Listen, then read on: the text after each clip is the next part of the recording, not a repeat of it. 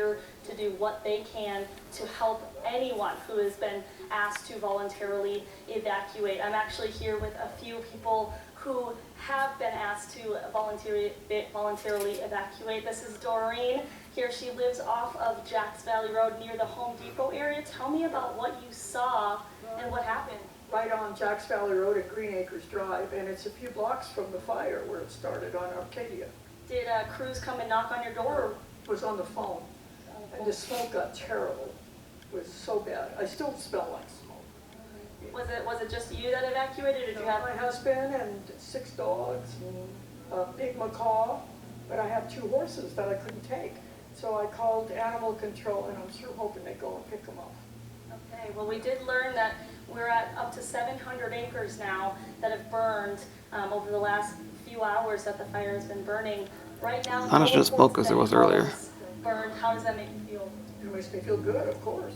And how long do you think you're gonna be here? I have no idea. I'm sure anxious to go home, but I hope they put that out. It's just terrible. All my friends here in the same area, and everybody's worried.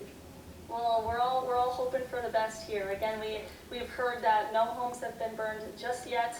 Hopefully it stays that way, so you, Doreen, and our other folks here who have also evacuated have something to go home to. Again, I'm right here at the Douglas County Community and seeing. Look from Casino Another Fandango.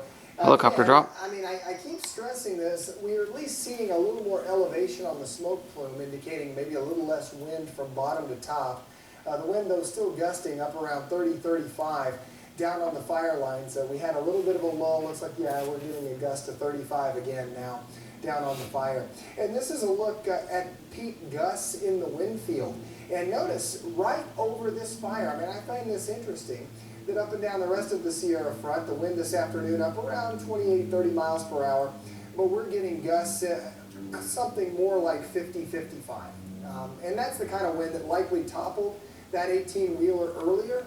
You don't see 30 or 35, that doesn't topple an 18-wheeler. You get up above 50 miles per hour, yeah, we start to talk about it. And that's what we're looking at. I mean, you see this kind of Definitely not as bad as it was about an hour ago. Potentially gusting to greater than 50, 55 miles per hour in the wind field, and that's right where this fire is burning, from Highway 50 south through the fire area, basically Jacks Valley Road and all the surrounding communities to the south and east of that area. So there's that wind. Again, it was driving earlier. Some of the best that we've been able to get with regards to these fires, and we continue wall-to-wall coverage as we approach the 8 o'clock hour. Ben Beach, Tammany Dozier, Jeff Thompson in studio with NPR's Terry Russell and Kelsey Mary are on scene for us. This video shot several hours ago, giving you a look at what it was like for crews.